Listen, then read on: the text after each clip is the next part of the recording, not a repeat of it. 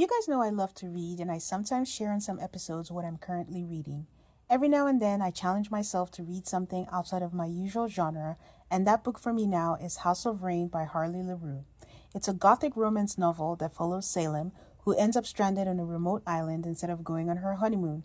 There she meets the mysterious Rain, whose family manor is filled with unsettling secrets. Then people start dying, something begins stalking the forest at night, and what starts as a forbidding attraction turns into a fight for survival. With the isolated island, gothic mansions, and the creeping sense that something terrible is always just out of sight, I was intrigued and creeped out. If you're a fan of supernatural suspense and dark romance with an unforgettable atmosphere, check out House of Rain by Harley LaRue, now available wherever books are sold in print and in ebook. Most people don't realize how much their personal information is being bought and sold every day. Data brokers are making billions pulling details about you from public records and the internet, and then packaging and selling it, usually without your consent. That's how your information lands in the hands of scammers, spammers, even stalkers. It's why you get endless robocalls and why ads seem to follow you everywhere. That's where Aura comes in. Aura actively removes your data from broker sites and keeps it off. They also instantly alert you if your information shows up in a breach or on the dark web. But Aura goes beyond data protection. With one app, you get a VPN, antivirus, password manager, spam call protection, dark web monitoring, and even up to $5 million in identity theft insurance, all backed by 24/7 US-based fraud support. Other companies might sell just credit monitoring or just a VPN. Aura gives you all of it, together, at the same price competitors charge for just one service. Start your free trial today at aura.com/remove. Protect yourself now at aura.com/remove.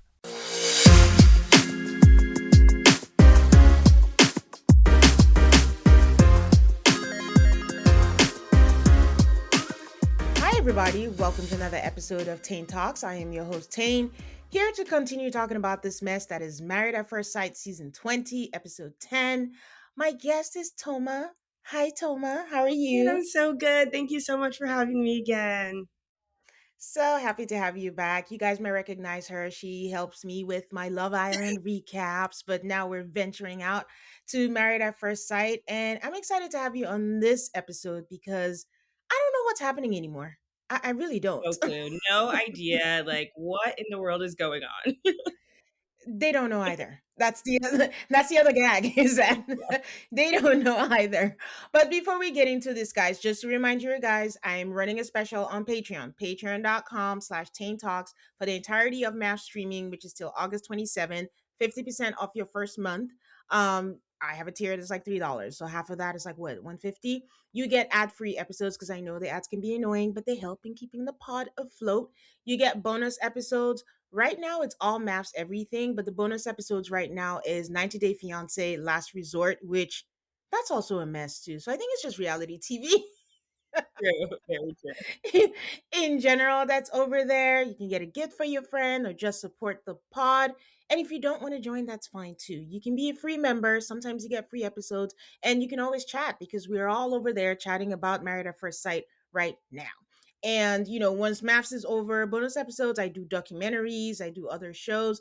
Last season, I mean, the challenge just came back. I covered the challenge all throughout. So we'll see where it goes. It's just MAFS is taking all the energy now, but you can go over there and listen. Okay. Um, Again, last episode or last drop, I got a lot of comments. I love you guys. Thank you for sending comments. I love interacting with people. And I just want to say, like, we don't always have to agree.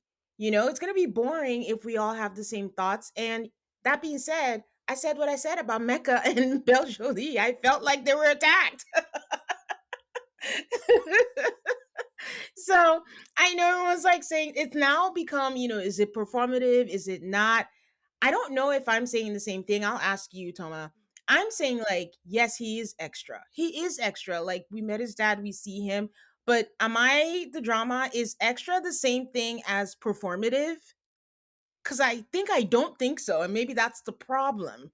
Yeah, I think I would agree with that. I don't think extra is the same thing as performative. I feel like people that are extra, it I think it like kind of comes naturally a little bit. I feel like performative is you're putting on an act. I think with Micah, Yes. just from my like personal like opinion, I would say that I would think he's extra, but not like almost in a a masking way of like in this Yes. environment. It's like, okay, now I'm being like all those comments that he was saying didn't feel like that was actually him. It felt like he was putting on because he was like, I don't want to say anxious, but Mhm. like it's a social situation and all the other couples, we know the experiment, everything. So he's like putting Mhm. on, but I don't think he was consciously being like, this is how I'm going to behave. I think it's more of Yeah. like a natural, like, I don't know how Mhm. to say it correctly. I understand what you're saying, but the thing is, if someone comes and is like, "Oh no, that's not different," I see that too. So, hey, it is what it is. That's what I just don't think that.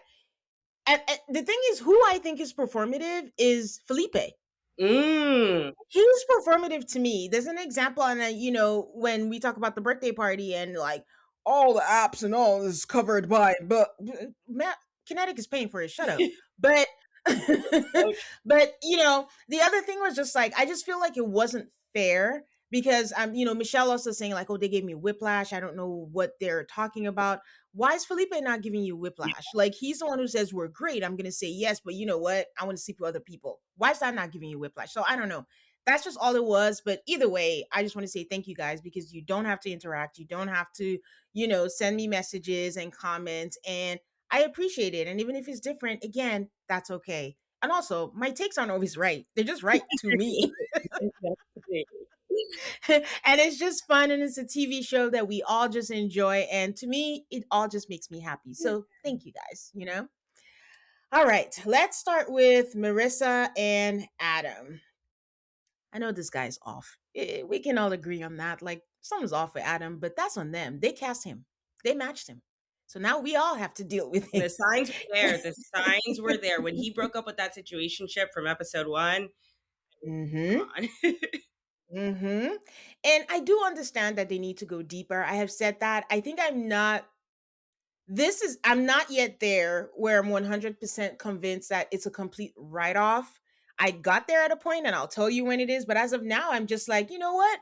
If the shallow works for them, who am I? Everyone has different things that work for them. Some people don't like being serious, all the time. They like to swim in the shallow, the 3 feet, not the 5 feet end of the pool. So maybe it works for them.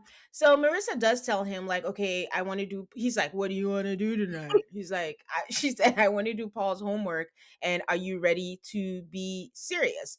And as an aside, guys, like I mentioned, you know how Love is Blind has the goblets. I wasn't sure about MAFS. I think they're here to stay, and our color is black. So Yeah. we just have to make peace with that. She says it's 10 questions and it will help them with their quality time. And she learned from the group session and Paul that they need to get serious, especially with 3 weeks left. And the first question was, what's an assumption that people make about you that's wrong? And he's like, people initially meeting me thinking I'm very surface level, like all I like to do is jet ski or work out and not a lot of stuff going on. I'm like, that's wrong. Oh, my My bad. thoughts exactly. Why is it wrong? He's like, I feel like I have a more complex side with some intelligence that might be hidden. Well, if it's hidden, how are we supposed to know?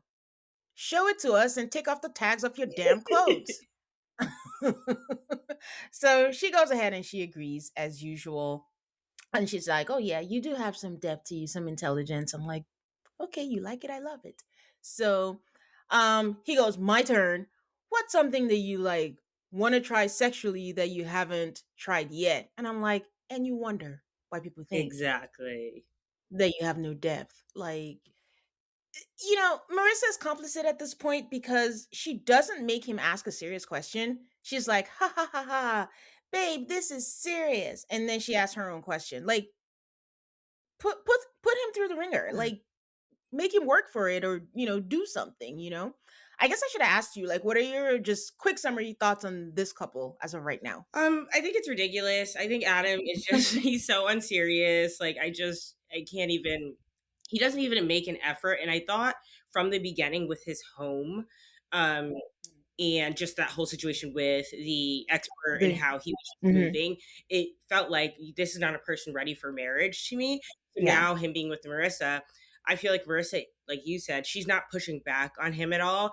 And I don't really know what's going on in her head exactly, but I just don't see it working out either way because there's no like, I do feel like she's at least ready for marriage. I don't feel like he Mm, is. And, just like the yeah like the reflection of his home and it being like he kept yeah. making very off color jokes about the homeless encampment and like a homeless person being in his apartment and stuff. His And home. then the Hmm. way that it looked as well reflected that kind of like chaotic, like unserious, like I guess surfer boy energy that he's giving, like Yeah. jet ski in Hmm. this case.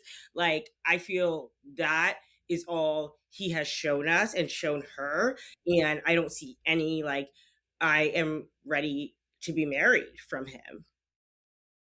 Yeah. Even though he claims he has been since he was 18. Yeah.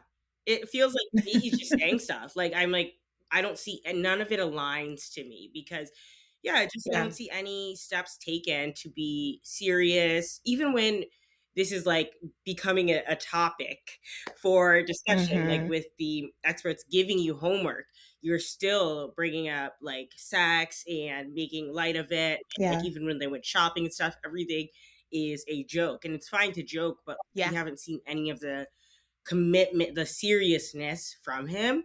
Yes. Yeah, I don't know. Yeah. Yeah, I agree with you. I mean, even though earlier I was saying like about the depth, this is me also hoping that maybe off camera something's happening Yeah. because this was his opportunity to bring up what she brought up in the group therapy about her parents Mhm. and everything that happened. And you could have asked her that question: how did it affect you? What would you like to not carry over in your relationship? Something to that effect. Not what have you not wanted to try sexual boy? Yeah, and I was like, "Okay, maybe it's the editing, I'm not sure," but still, Yeah, that's it's true. so strange that we never, like, really see any moments where he's initiating anything meaningful. It's all in Yeah. jest or all in, like, very even if he, like, does something nice, it's very, like, silly. It's rarely, Yeah. like, "I see you as a wife." Like, I almost kind of feel like he doesn't see her as a wife, and As a person, as a human, that first of too. all, you know, is he just tells her what she's gonna do, and she's like, "Sure, Yeah. okay, babe," you know. Um, she asks him, "What terrifies you about marriage, with me?" And he's like, "Not anything specifically. Like, I feel like we're both pretty solid financially." And she's like, "Yeah, I feel like that was like finances was the thing with her parents. They were fighting about it all the time." And I'm looking around like, did I miss something? The question was, "What are you terrified about?" And you goes, "Nothing. We're solid financially." And she agrees. Because how did we get here? Are there no other like yardsticks of measurement? Like we just skipped straight to finances. But again, it's so hard to not think about edit, but we can't keep thinking the Yeah. editing all the time, but we have to think about it because even from talking to past participants, the way they tell me they splice stuff, it's hard to take that out of the equation to create the story that they're trying to form. Like if Adam just starts being serious right now, well then that takes away from him being unserious Mhm. and all that we think of him. So I don't know, but they both agree that finances is is their yardstick. I know. I don't. It was really unclear to me how that I guess maybe the way that Adam speaks, she maybe understands it Mhm. now or something because I Maybe. guess he was implying like, "Oh," he's thinking about it. He's like, "Well, finances are fine." Like maybe he was trying to Hmm. imply that was my only worry. I don't know. Yeah. Or maybe they talked about stuff and then got to finances and that was the only one that they made us listen Yeah. to.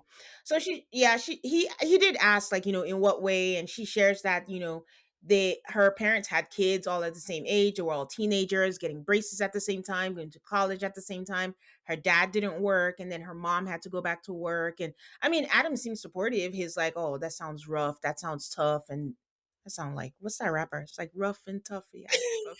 But sorry, I digress.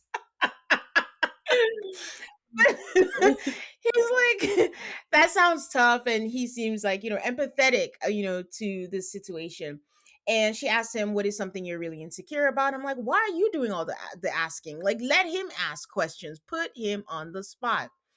He says for a lot of his life, he was insecure about his body, like he was super skinny. He struggled to put on weight. all the way through high school. Then he just started ripping the gym, working out like crazy. And she's like, "Oh yeah, I dealt with the same thing growing up. I was bullied for having chicken legs, and it was funny in high school, but I ate so much and nothing happened." And I'm just this conversation. And then he's like, "Yeah, you were definitely cooked."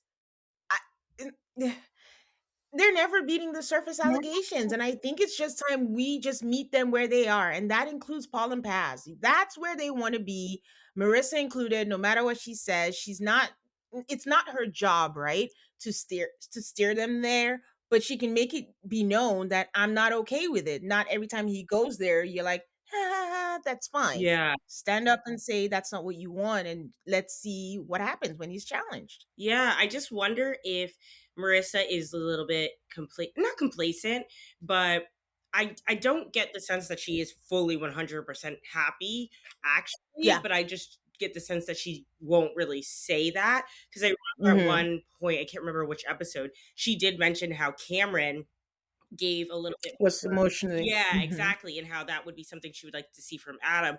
But I also think, I hate to say this, but it seems the everyone kind of mutually agrees that Adam is like the most attractive of the men. And especially because I remember when Courtney was like saying that as if it was like a fact. I think somebody else mentioned Adam being attractive or something. And I wonder if Mhm. Marissa like kind of feels Likes being, yeah, like I've got the I don't know. I I got the, hey, go ahead, yes. Like, I mean, this is the thing about being a human being. I say it all the time. Being a human being is hard because we're so complex. And then there are just some things like society has said, like, you don't say that out yeah. loud. You whisper that. But then you have these feelings sometimes, even when you don't want to. So there's that feeling of like, hey, I might have got the top dog. Like, Yeah, like it's kind of yeah, maybe he nice. Kind of doesn't have, nice. the best conversations or whatever, and maybe I hate jet skiing, but Yeah. he's, I don't know. We'll have to see with Marissa too, because like we both acknowledged, she hasn't really said a whole lot to him directly about Yeah. where she's at with everything.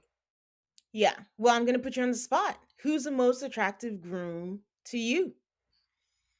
You know what's really uncomfortable is like I don't find any of them attractive, but I can't tell if it's just because they're all like so like lackluster Their to me at attitude. this point. Does Yeah. that make sense? Like I could Yeah. say that probably Adam is conventionally attractive, but he's so deeply unattractive to me just because of the way that he speaks and the way he Yeah. acts. So it's like very hard. I don't. Yeah. Mhm. If I had to decide, that's hard. I really well, okay. Who would you say? Because I don't feel like anyone I watch, and I'm like, well, at least you're cute. I'm like, no, you guys are all need to like reevaluate. So I'm different because I understand. I have some friends that are that way. It's like your behavior dictates or adds towards you being unattractive or whatever. I'm just like, if you're hot, you're hot. Okay, Like fair. you could be like, for me, without a doubt, everyone's gonna say my bias showing. It's Mecca. Oh yeah. So I just, the man is fine. I wish he would rebraid his hair. I've said this Oh before in a previous episode. Like, please, it's to that point. Don't you see your barber? I thought every black man had a standing appointment. Like, no, what are we that's doing? not But Mecca. to me, it's Mecca. So the Okay. fact that it's Adam blows my mind. Like Well, I they say it so confidently. No, not for you. Like I mean for them. okay.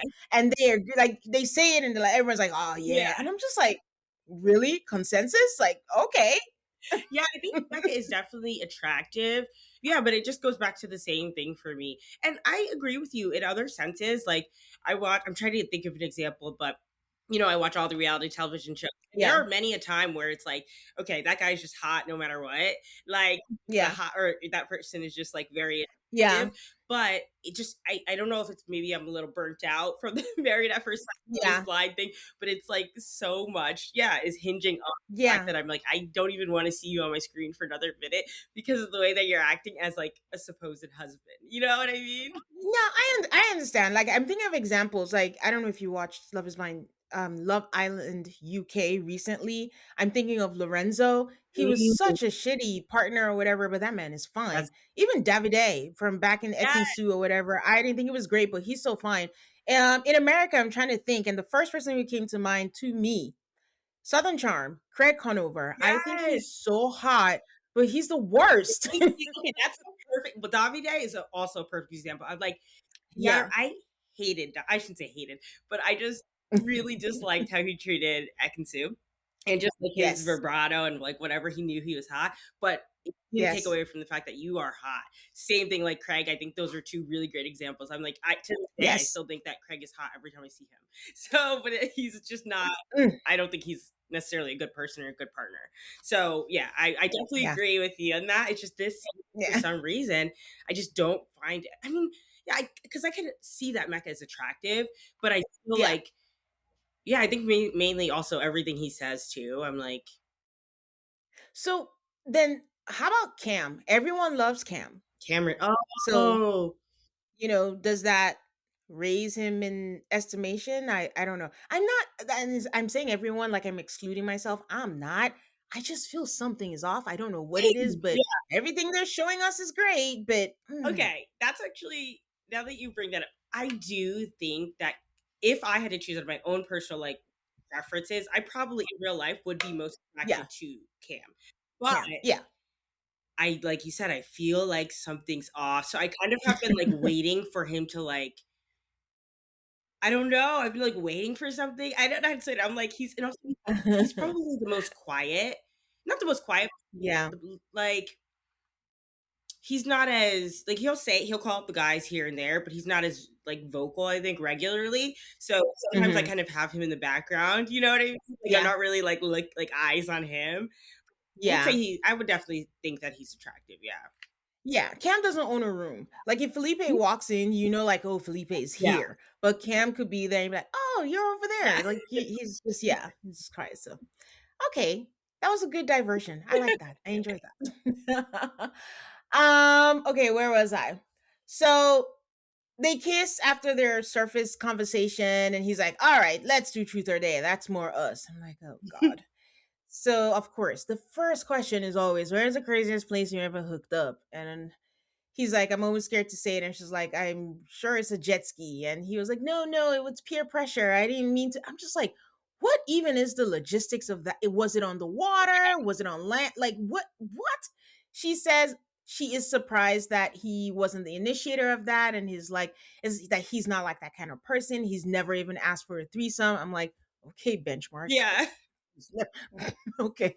And she says, oh, me too. I never have. And then all of a sudden he quickly adds, like, under the right circumstances, like, I would consider it for sure. Like, don't get it twisted. And I'm like, what is a right circumstance to ask for that? Marissa, my girl, quickly says, well, girl or guy, who's going to be the third person? Because don't assume it's going to be a girl. Like, just don't go there. And he's like, well, if they're lazy, we could just do a guy. If we have to do a guy, we'll just call Felipe from across the hall. And then they both laugh, ha ha ha. Then they go thrifting and they're trying on different clothes, and he tries on the most ridiculous clothes for attention. But I want to point out that she tried on something, right? And he made a comment, and I was like, nice. Maybe we could do a push up bra to fix whatever is going on right there. Not cool.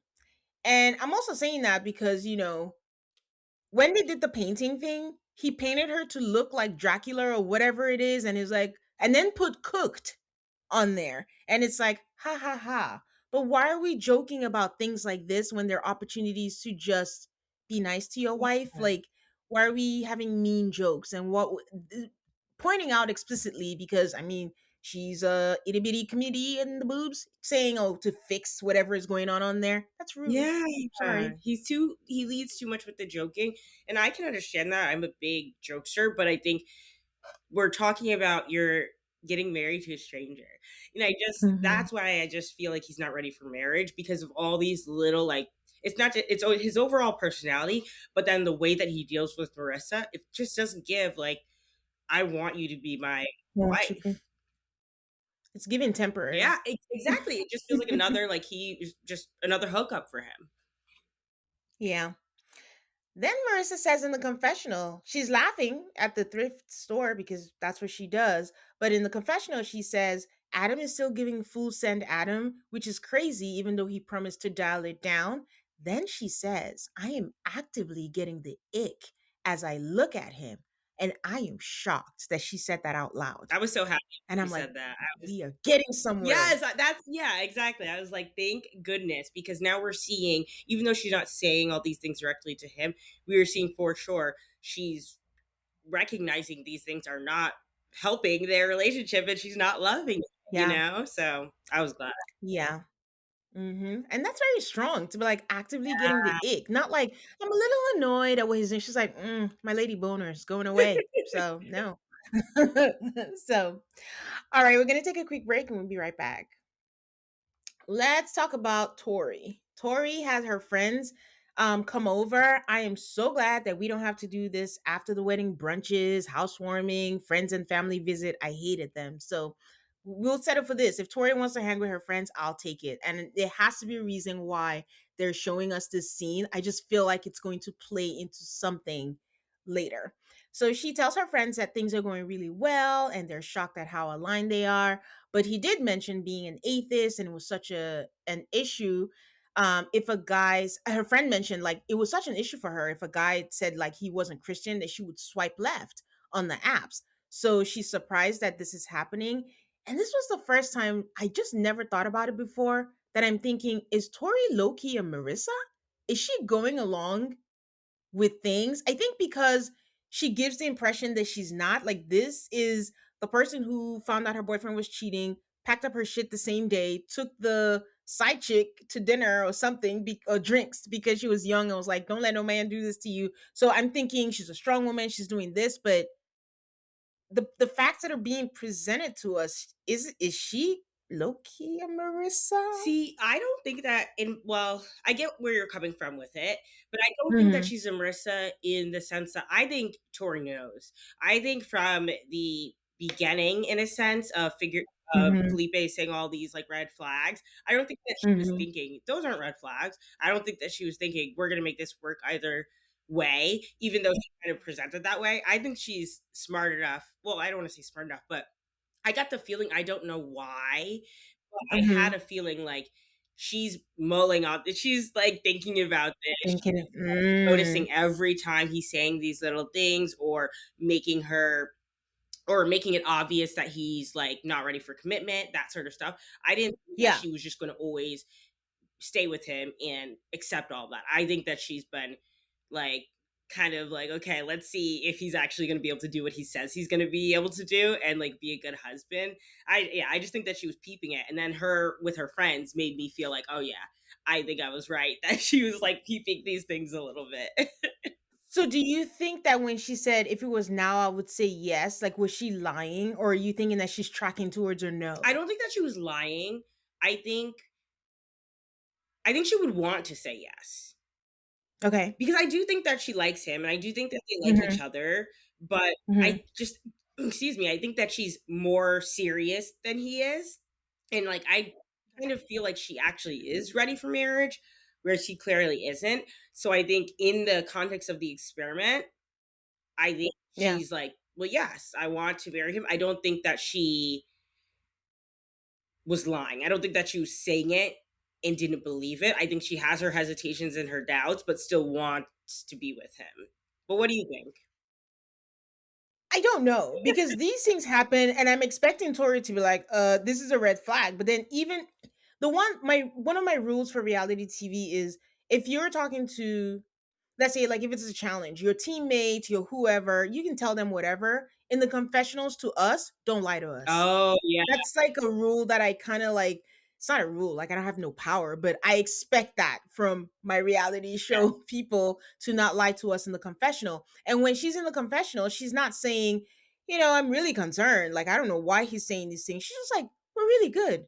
Like, I like where we're going. I'm glad we talked about it. I'm like, did I watch something different? Like, am I missing something? So that's why I don't know what to think with her. When you said she's tracking and she's peeping, a little part of me was like, okay, maybe she's taking notes, and then at the end she's going to put all the her findings Yeah. together and be like, I cannot really say yes to this. And the unspoken thing is, again, we're not coming right out to say whether it's a legally binding Mm. marriage. Y'all know what I think, it's not. So the stakes are not high. It's not like you have to, for someone that's religious who may be concerned about, oh man, I have to be a divorcee and blah blah blah, that's not even a thing. that you have to worry about. It's like if we split, we split. Adios. Thanks for the 6 weeks, and that's it. So maybe it's like, even if I say no, if I say yes, it doesn't matter. For the other people, when they say yes, it's like, God, I have to go through this divorce. This man might not sign my papers. It's going to take me forever. So I think that plays to it, but we can't count that in because that's not being said. Yeah. So, No, I think you're right yeah. though, definitely. Yeah. She does say that religion is personal to her, and that doesn't mean that she should dictate to others what they should do. But she literally, from what her friend said, wouldn't talk to someone who wasn't in like a Christian. So I mean, kudos to her, and I think everyone has a right to believe whatever they want to believe, but for me, I've always said like I couldn't be with an atheist. Not they can believe what they wanted, but if I as a person of faith, I know how I want to walk through my life. I can be with an atheist, and if she's saying it the way that it is, like she told him, I wake up every day, I talk to God, I have a close relationship, I do this. It's just difficult to understand, especially since this isn't a casual relationship unless I might be contradicting myself. Maybe because it's not an actual marriage, that's why she can do that. I don't know. I don't know. I don't know. So that's why I say I don't understand Tori, because I don't know how to reconcile that. Like if she was like, Britney last season, where it was like, oh, I am a Christian and it's fine. We agree on here and there. But Tori was like, this is my life. Like, you Guess know, so. and Hard. I don't know. Yeah, I don't know. I'm not sure. So she said the things that matters are like your principles, like loyalty, and they're like, okay, and is he loyal? She was like, about that. He is scared about cheating, and they're like, well, has he cheated before? She's like, about that. Yes, he has. And she's like, okay, so listen up. Then she says, like, when he gets bored, he kind of dips out, and so that's a fear of mine, but we don't see her say it. I always tell you guys, watch their lips saying it. We don't see her say it. They cut off against something, but then we come back and then she goes, once he gets dull or tired, he runs. I don't know what the purpose of that was, but that happened. Yeah. So um, her friend says, we don't love a cheating man, but he hasn't dated someone like you. And she's like, yeah, I have enough personality for 3 husbands. The friend is like, he'll never get bored. And I'm like, yeah, I don't think that's how cheating works, but go off, sis. You can have all the personality in the world. You could look like Beyonce or Halle Berry, 2 women who were cheated on. But what do I know? Um, another says like, it's probably an insecurity of his that she's a hot girl, and he's like, what if I mess this up? And like, is Felipe thinking that? That's someone that's not deep. I don't think. I think he says all the right things, but at the end of the day, he just achieved his hotness, late. He likes sleeping with different women. He likes to party. He likes to be the life of the party. So I don't know. All these things manifest in different ways. Yeah, I think it's really, I don't think that Felipe interrogates a lot of his own thoughts or feelings. I think a lot of this whole entire situation, he's just like, I got a hot girl in my arm. I'm vibing. I'm vibing. But like, I don't think he's taking it seriously. So I don't think it really matters to him. I don't think he's thinking, oh my gosh, I need to keep like things good with her. I think he's like, well, she's going along with whatever I do. She doesn't care that I cheated. Like, she's fine with that. She's open. She's understanding. I'm going to do my Mhm. thing. Like, I don't think he's thinking of it as like, wow, this person is my wife and like the person I want to be with for the rest of my life because of these values and X, Y, and Z. Like I just don't, and maybe he is, but I don't get that feeling. From him. Yeah.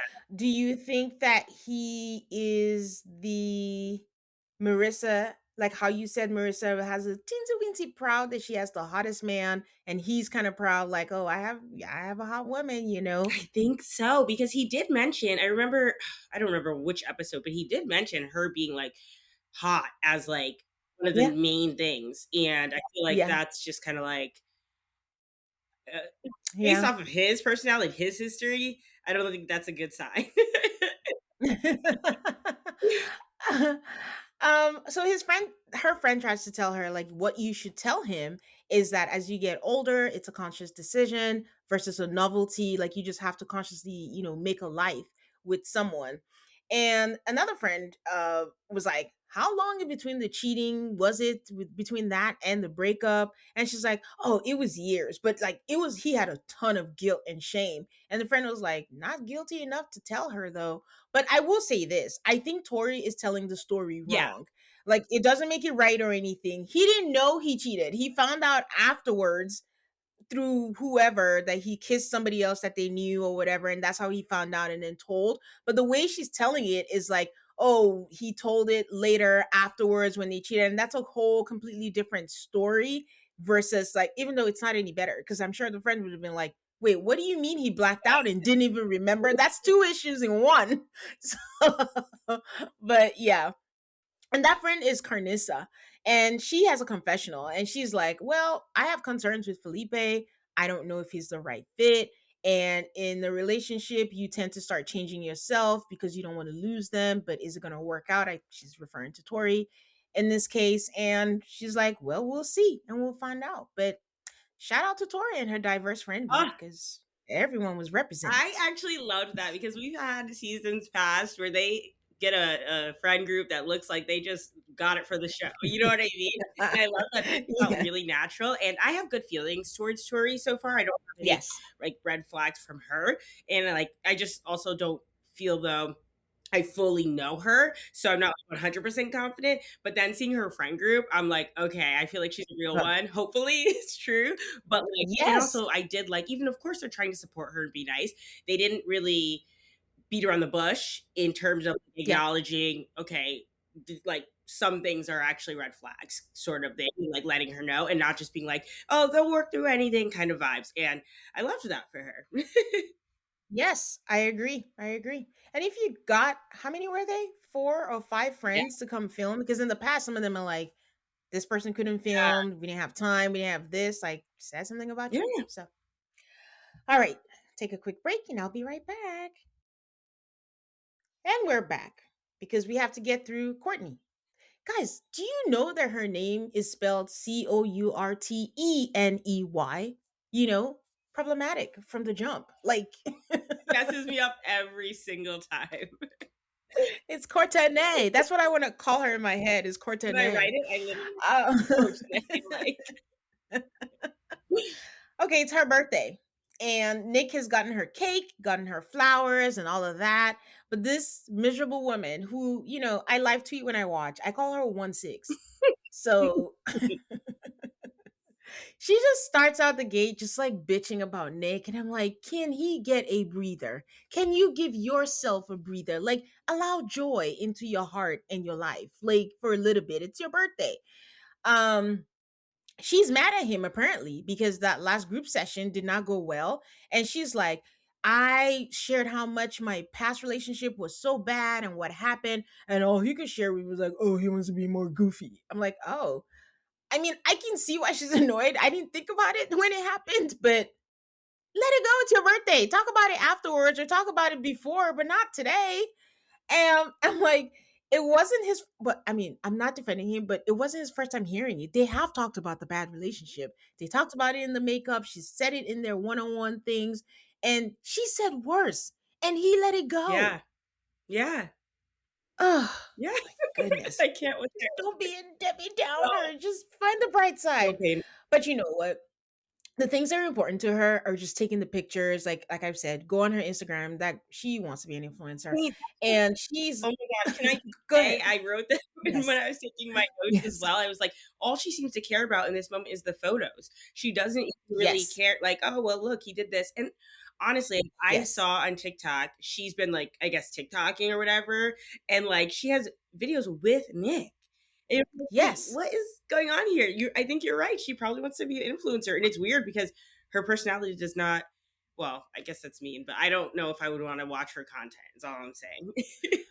I mean, we're in the era where we're encouraging bad behavior. Like I said, I think I was saying to my last guest in the last episode, we literally have House of Yeah, Villains. So I mean, there's a career path for that. And my last guest actually said like maybe they were matched correctly. Like she's talking about, oh, he wants to be on TV. Like you clearly want to be known, so maybe you're matched evenly, and she's just writing it out. Because if there was no payoff for that, maybe she would have left. I don't know.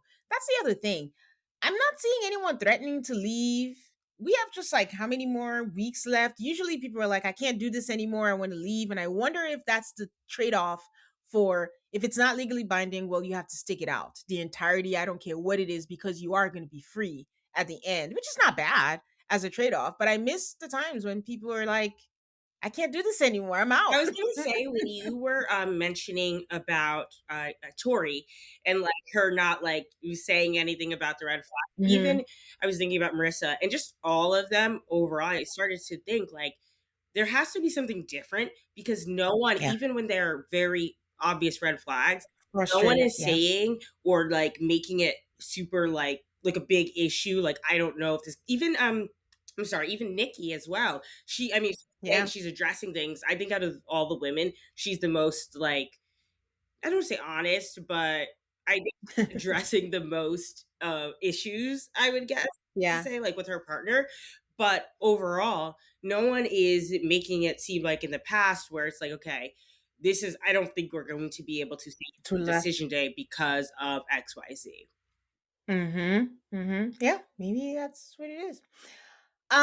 Yeah, like we said, she took all the pictures. She made Nick take pictures. She was being a good Instagram boyfriend. Not like she could have posted it, but I mean, I guess now's her time to shine. She's posting all of it.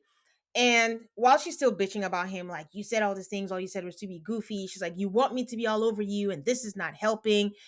I, does Nick want to be all over her anyways? Because every time they mention this physical, she's always like, I don't want to have sex with you. But Nick always like, I'm not talking about sex though.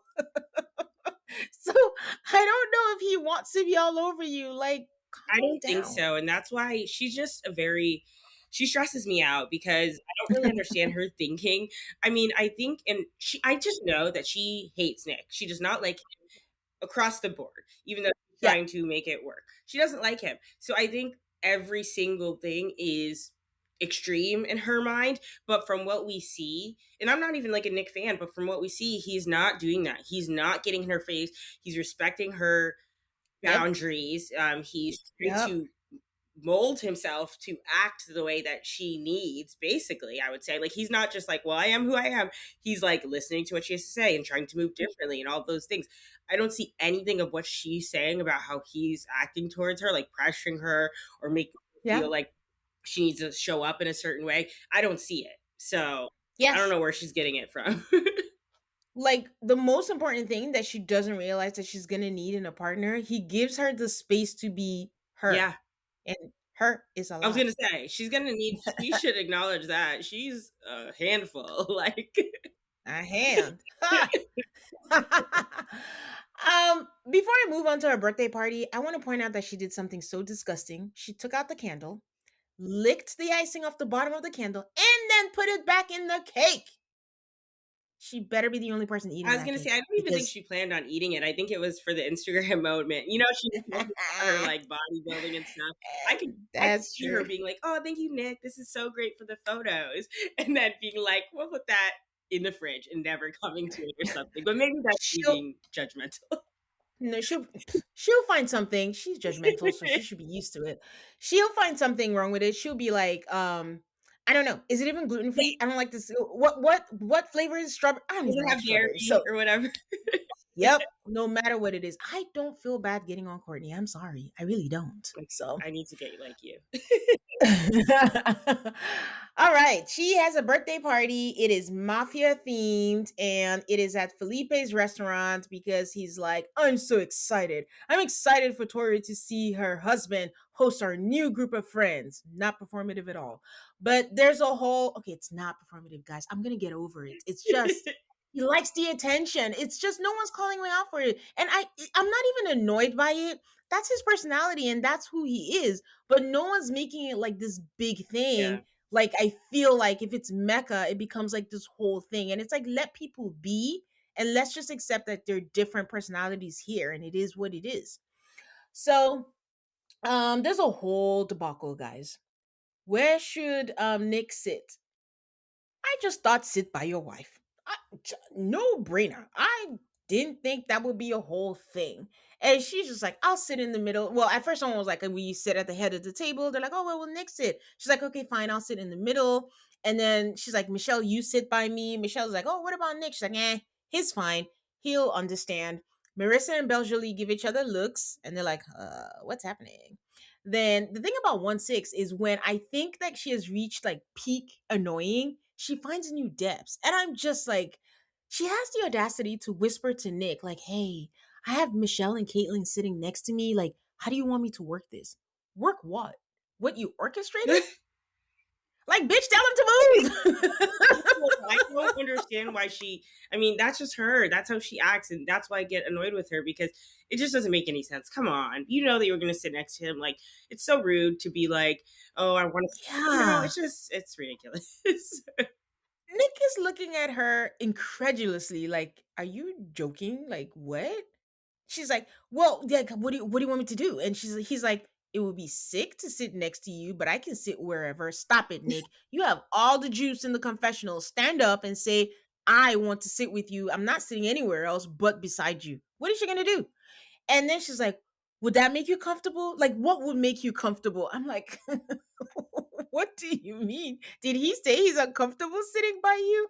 And though this word is very overused, but this is the true definition of gaslighting. I'm sorry. This is gaslighting right here. Belgely is still giving looks like, y'all see what Yeah. I'm seeing? Like, what is but she's not saying anything. But also, I'm like, Michelle likes to tell people the truth. Why don't you tell Courtenay that, setting it up so like Nick doesn't sit by her is not okay? Yeah, Like, that's would you do that to Cam? Like, tell her the truth and say, no, I'll sit on the other side, like, be nice yeah. or something. Um, I was about to get on Nick for not speaking up, but he did speak up. But speaking of Nick, social media, because I sprinkle in whatever social media I see on them. He responded to like a comment. I think there was a comment saying the success rate, or maybe he just posted a screenshot of MAFS was like 13%. And he's like, I don't know why everyone is surprised that they changed the panel, like, you know, the experts, I guess, because this is not a successful marriage rate. And I'm like, Nick, you just got here. Like, I bet he never even watched the show before he got Dude, he recruited. that is so he was posting that. I didn't even see that. He is so Yeah. ridiculous because and that's also like I'm not a fan of Nick because I do feel like he's a reality television show like a career reality television show guy. Like I think he probably wants to be like Harry Jowsey or something.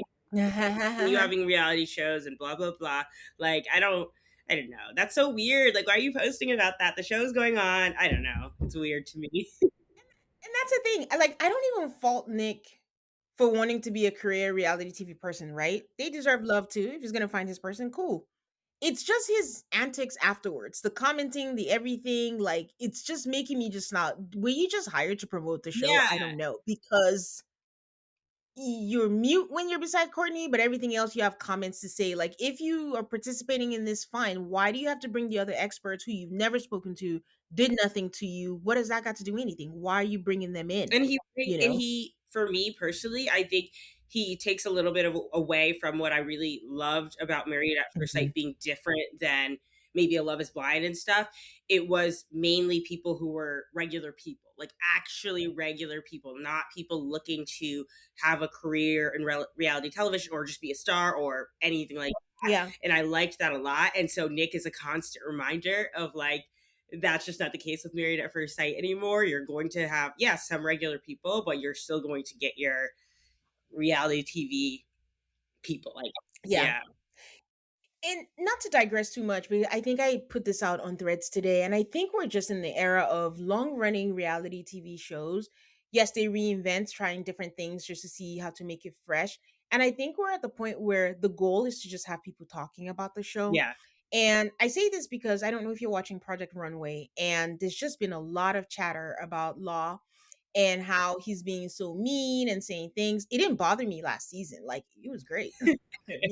But this season it seems like he like amped it up a notch, and like he's particularly on, one contestant and just being like really like tough on them. And then he's also like butting heads with Tyra Banks, which again, that's not a negative, but you can see that. And at some point, I think in the latest episode, he had me thinking, and I'm like, wait, what if that was the direction that he was given? That is what you're hired for. Like when Simon Cowell was hired for American Idol, it's like amp it up even more. Yeah, And he doesn't care. He'll do it. And then they'll tell Tyra and him, like, let's make it seem like there's a rivalry on TV, like between you guys, and then just keep snipping at each other and all that. I feel a little some type of way that it is Tyra and Law, the two black people there. Why not make it Heidi? Or right. Nina's never coming back. I don't know where she is. She has been gone for a while. But I'm like, what if that is the case the same way with MAFS, where it's like clearly Felipe is late, but who cares? He's gonna match him. Adam clearly has a jump off. Oh no, we're just gonna match Hmm. him. So it's like but people are watching. People are talking. People who just got here are saying all these things about MAFS so wrong, but they're so loud, but they're talking. And maybe that's just where we are. It's like people are talking about the show. Who cares? They can criticize us all the time. People are like, Love Island, we're not watching this ever. We're not boycott. Didn't they just come out with like 18 billion or whatever people Exactly. were watching it? So I think we have to make peace that their goal is to talk about it, and we are talking about it, and that's just where we are as a people. And I agree. we're there. Okay. So Courtney goes over after Michelle moves, goes over to Michelle and is like, okay, can you just she's like, oh sure, I'll move and all that. Then she goes to Nick and is like, I cleared this for you. You want a medal, honey? You should have from the Why beginning. did she even say that? She's so irksome. Belgelie still giving looks. She's like, what? And it occurred to me at that moment. I was like, wait, are the looks for Courtenay, or is it because she's still mad at Michelle? Because they were mad, last episode with, what she said. And I was like, oh, they could have just made this into something, but I'm not sure. But anyways, Mr. Felipe comes up and is like, appetizers and wine I'm covering in-house. And I'm like, is anybody going to say anything about that? Because why did we need that? Like, also, assuming Kinetic is not paying for it, that could have been done silently. Like the bill comes, it's not included, or it comes and you just whisper to her, like, hey, don't worry about that. Like, we got it. And also, just the appetizers and wine. I'm That's just what I mean. Like, come on, Felipe. He's just so. I mean, maybe performative would be a good word to use for him because I'm like, dude, just be. I don't want to say it. I know everybody's like, shut up, Tay, we got it. But I'll be on the lookout at the next group session. Thank you. Okay, you guys, I stop. I promise.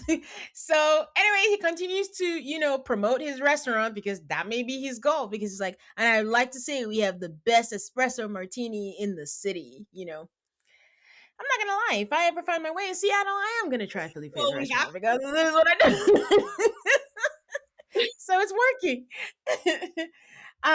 So Courtney takes a mic and she's like, I wouldn't want to celebrate with anyone else. I'm like, oh, how about your childhood friends pre-show? Wouldn't you want to celebrate with them? I'm kidding.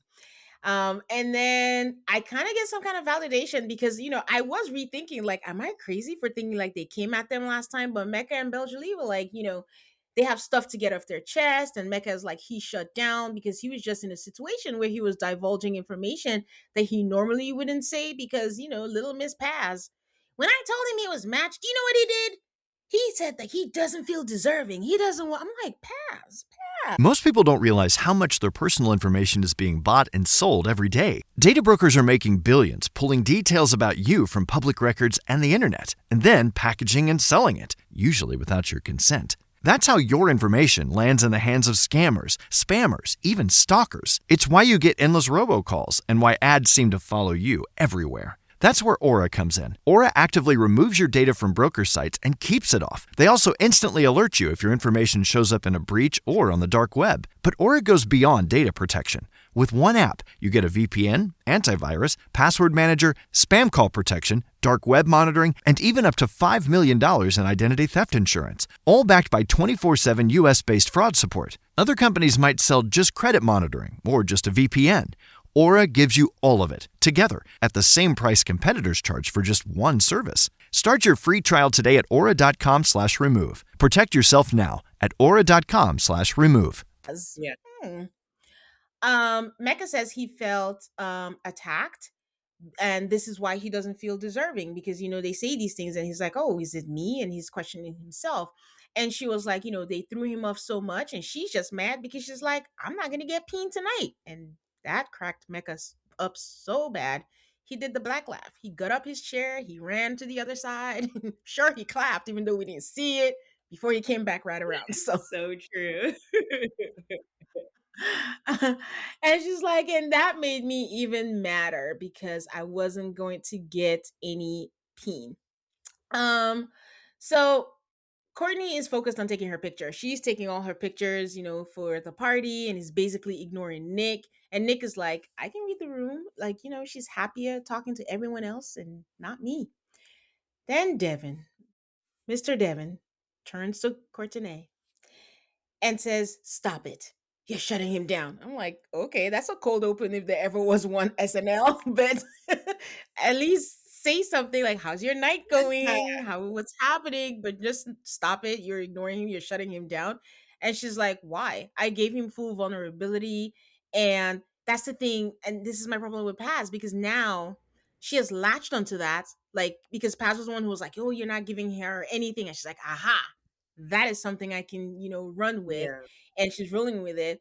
And, but Devin is willing to take the risk and tell her the truth, I guess. And she's like, if they weren't in this situation, we both know that we would leave. Oh, that goes to what we were saying, right? Like, I guess they're stuck Yeah. with each Okay, other. yeah. And he's just being surface. Is this the part? No, that's not yet. And then he's like, he's not trying to be surface. Like, you kind of have to meet him where he's at. There is some truth to that, because Courtney is not trying to get to know him at Yeah. all. Like, she's made her decision, made her view of him, and that's it. Yep. It's fact. So she says she's not interested, and he's like, look at me. Look at me when I'm talking to me. Hear me out. And I mean, I know Devin is like Captain Savaho. He likes to fix everything in his life. But it's a lost cause. Like, it's just also like, at this point, I kind of was feeling like he was overstepping. Yeah. It's her birthday. If she doesn't want to do it, but also don't tell a woman, like, look at me when you're talking, the way he was saying it, like, stop it. Like, but she turns around and she tells him, I don't need this on my birthday. This motherfucker said shit to me. He didn't say shit to me. And I told him to be comfortable. I told him to be himself. And honestly, if you side with him, then fuck you. And I'm like, wait, how did we escalate Really? this Oh my hard? gosh, it was like I was shook. She didn't have to be rude. No, but I think that's And in her nature, unfortunately. Paz, call her out, because that's who they seem to be meeting with. And this is what I've been saying is like, let's address whatever else, but let's also call her out in, you don't have to say everything you're thinking. Everything doesn't have to come out your mouth, because he's on the receiving end of all of this and he's a human being. So you don't have to be rude. She's like, I deserve to be loved for who I am. And she's like, you know what? I don't fucking hear you. We're done. And then she starts yelling, Caitlin, control your husband. Come control your boy. Yeah. Belgely is like, yeah, there's no words really. Belgely is like, okay, let's take a breather. And I think she means Courtney should like take a breather and relax. But Courtney doesn't think it's directed towards her. She's like, yeah, yeah, yeah, let's take a breather. Yeah, we need to take a breather. Like, you're the problem, Courtney. Stop. So, yeah, so Caitlin comes by and Courtney is just like, I fucking understand why you can't live with him. I'm like, the number of fucks in 5 seconds, the way you're talking about your fellow people that you swore you wouldn't want to have it share your birthday with anyone else here. And I'm just, But then she turns to him and is like, but you know what I admire? You're a boy's boy. Is boy's boy a thing? I think it's a thing in the sense of I don't think that's a term. I think it's like Y- I forget what there. I feel like there is a term. No, no, For it. no. It is a thing, right? Yeah. But kind of like how there's no male equivalent of bag lady, Mhm. sexist, by the way. Um, there's a girl's girl. You're a girl's girl. There's no such thing as boy's boy. But this is the same girl who's like, I'm not a Me Too Yeah, girl, who's now exactly. in the midst of hating someone is still praising him for being a boy's boy. And I'm like, Courtney, So yeah, but I honestly think that her kind of personality would actually like that. Like, okay, well, you stick up for your boys, kind of thing. but I'm like, that's problematic in and of itself. So anyway, I'm surprised Courtney has not said the phrase, I don't get along with yeah, girls. It just sounds like the kind of I think thing she's that she would waiting to say. say it. She wants to say it so bad, but no one has given her reason to yet. Oh, so anyway, she tells him like, I deserve better. So they sit down. Caitlin's like, what happened? What's going on? I think Beverly decides like, yeah, I'm not gonna be part of this. So she's not saying anything about what happened, even though she's like, I saw, but it wasn't from the beginning. I don't know. So Devin is telling him like, as my wife, you should hear me out. And she's like, yeah, no, I can't back a convo like I didn't hear about. And also, I just met you. I was like, you just met Courtney too, but okay. Yes. So if he had just sat there and minded his own business, everything would have been fine. But this man decided he wanted to fix things, and here we are. So Nick and Paz, I'm gonna go. I'll come back later when I talk about Caitlyn and Dev about the aftermath of that. But I wanted to round out Nick and Courtney because they're meeting with Paz, and Nick says he wishes Courtney would appreciate him more, but she hasn't had a healthy relationship, so basically she doesn't know how to. He doesn't say that, but that's what he's implying. And I'm like, why are you meeting with Lisa again? I don't know. So Courtney again says that she felt insulted and hurt, that he just said he's not goofy. He said like, I was put on the spot and I did feel like I disappointed you. And I'm like, Nick, Lisa says they're having a parallel experience, but for Nick, it's a physical level.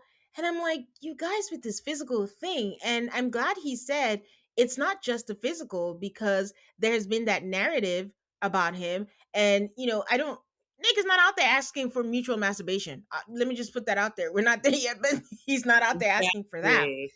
So he says like he feels like it's not that like he feels like they don't talk that much and he doesn't really know where he stands and he actually kind of feels like he's a nuisance to her. I think that's all right. Yeah. He brings up the birthday party, brings up the seating, and she's like, well, you didn't express that that's what you wanted. But then she goes, oh, but obviously I haven't created that space for you to feel comfortable to do that. And of course Paz is like, that is so astute. That's a good observation. I'm like, Paz, she's playing you and you're falling for it. Like, I really Right. want to like So you. I Oh, can't. I'm like, how do you not see this? Courtney goes on her, and then she goes like, "It's not even him. It's not a personal thing. Yes, it is. Even my mom's birthday dinner, my mom and dad, they didn't even sit together. So we know what? No, I don't know." no, we don't know.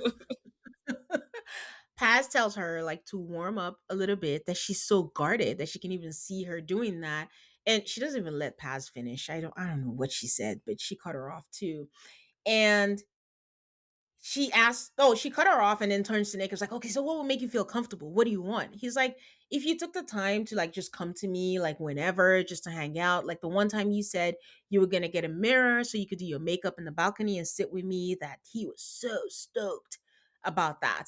And she's like, oh, like even sending that she was worried that he would find her weird. So, this is good to know. And once again, she says in the past that she's been told that that was corny. And I don't think Courtney realizes that she has become the men that treated her that way. All the things Exactly. she's I saying. don't think she sees it at all. Yeah. So Paz tells them that their homework is that they should forget the past and reset. No, no, no. Actually, Courtney says that. Like, we should forget the past and reset. And Paz says, all together now. Yes, that is true. And then she tells them, like, you guys should just be like, fuck it. What are we doing? Again, I'm still not used to my experts cursing, but here we That's are. different. Oh, by the way, Paz did an interview with Vile Files. So Yeah. if you guys want to listen, I'm Oh, not, but I can't, sorry, but good for her, I guess. let me know what that was about. And then she goes, Courtney's like, I could actually kiss you right now. Sure. And then they kiss, it's cringy, and Paz is like, let that be round one. Let's have some more about that. And he's like, I'm excited, like I'm looking forward to us having deeper convos. And then he pats her knee and it was just weird. And Courtney's playing a game. Paz is just num num num num. She's eating it all She up. And she comes in there, says the right things, leaves, and then treats him like gum at the bottom of her shoe. that sums it up. Truly though. Like Mm-mm. I don't know. They need to switch things up. Like maybe if you see one expert, maybe you see another Yeah. expert. Maybe they double tap. I don't know, just to switch things up, for things. So, all right. So Caitlin and Devin, after the party, after the whole thing where he's like, "You should hear me out," they're fighting in the apartment. I think she's doing laundry. Yeah, I I don't guess she know. was like That's folding what her she's laundry. folding clothes. Yeah. And she's like, "What Courtney told me is that you crossed a boundary and that you fucked up there." And he's like, "No, I didn't. Like, all I asked for you is to hear me out. Like, you're my wife." She says, "You are leaning into doors. Your eyes are crisscrossed. How can I trust you?" He says that she is creating an experience, that it's not true. And she's like, "Usually I don't do this. I don't like all this drama. I don't want to do all of this." Like, it's like talking to like a 5-year-old. Then he switches up and tries to say, "You know what? I hear you. I understand you. I see you." Then he tries to hug her. I'm like, dude, just stop. Like, go to bed. She already told him, go It shower, was a go to hard bed. watch. It was hard. So I wasn't sure, right, when he was talking to Courtney, if he was drunk, because his eyes were red. I was like, maybe his contacts were dry or something. But I wasn't sure if he was drunk. But I think this was confirmation that he was drunk. And I'm like, yeah, this is even worse. Yeah, and I feel like it's just a little. Yeah, I mean, I can understand how she would be uncomfortable, and just the way that he dealt with Courtney and stuff. I Yeah. just feel like his whatever like energy he was giving with being drunk was a little like nerve wracking as somebody who's like newly, you guys don't know each other, kind of. You don't know each other. Yeah. Yeah, it's a little like okay, yeah, I would be a little off put as well. Yes, it was Yeah, intense. It was intense, for that. Like he definitely like say all the things about Courtenay, but he went past the line. You should have just let it go, let it be, and it is what it is. From the first time she said she won't talk about it, let it yeah, go. Um, yeah, she tells him, "Go shower, go to bed. I don't do this. If you think that I will trust you and let you be the leader of my life, it is never going to happen." So I think we're pretty sure this is going to be a no, yeah. but It's a dub. we're still It's a wrap. going along with that. The next morning, I think they're headed to the gym. I'm like, oh, she's allowing him to work out with her. Oh, but both their tummies are not doing well. I don't want to yuck Felipe's yum, but that's the last place they ate, guys. Sorry. That's so funny. Because she's like, my stomach acid. She's drinking Alka Seltzer. And he's like, yeah, I'm hungover, but my stomach is killing me too. I'm like, what's the common denominator? But he does apologize. He says he drank way too much.